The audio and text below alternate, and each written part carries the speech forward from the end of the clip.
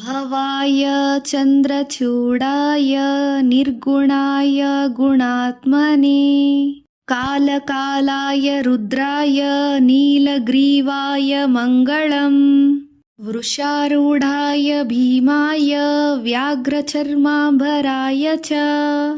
पाशूनां पतये तुभ्यं गौरीकान्ताय मङ्गलम् भस्मोद्धूलितदेहाय नागयज्ञोपवीतिने रुद्राक्षमालाभूषाय व्योमकेशाय मङ्गलम् सूर्यचन्द्राग्निनेत्राय नमः कैलासवासिने सच्चिदानन्दरूपाय प्रमदेशाय मङ्गलम् मृत्युञ्जयाय साम्भाय सृष्टिस्थित्यन्त्यकारिणे त्र्यम्बकाय शान्ताय त्रिलोकेशाय मङ्गलम् गङ्गाधराय सोमाय नमो हरिहरात्मने उग्राय त्रिपुराग्नाय वामदेवाय मङ्गलम् उग्राय त्रिपुराग्नाय वामदेवाय मङ्गलम्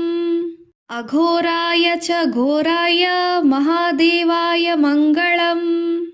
महादेवस्य देवस्य पठेन्मङ्गलाष्टकम् सर्वार्थसिद्धिमाप्नोति सह सायुज्यं तथा परम् भवाय चन्द्रचूडाय निर्गुणाय गुणात्मने कालकालाय रुद्राय नीलग्रीवाय मङ्गलम् वृषारूढाय भीमाय व्याघ्रचर्माम्बराय च पाशूनां पतये तुभ्यं गौरीकान्ताय मङ्गलम् भस्मोद्धूलितदेहाय नागयज्ञोपवीतिने रुद्राक्षमालाभूषाय व्योमकेशाय मङ्गलम् सूर्यचन्द्राग्निनेत्राय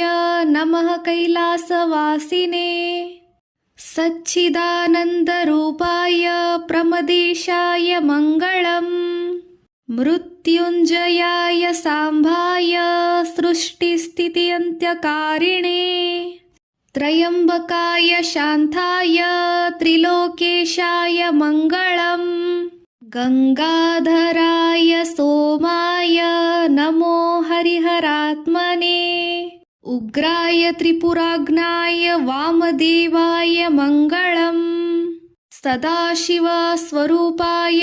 नमः तत्पुरुषाय च अघोराय च घोराय महादेवाय मङ्गलम् महादेवस्य देवस्य पठेन्मङ्गलाष्टकम् सर्वार्थसिद्धिमाप्नोति सह सायुज्यं तथा परम्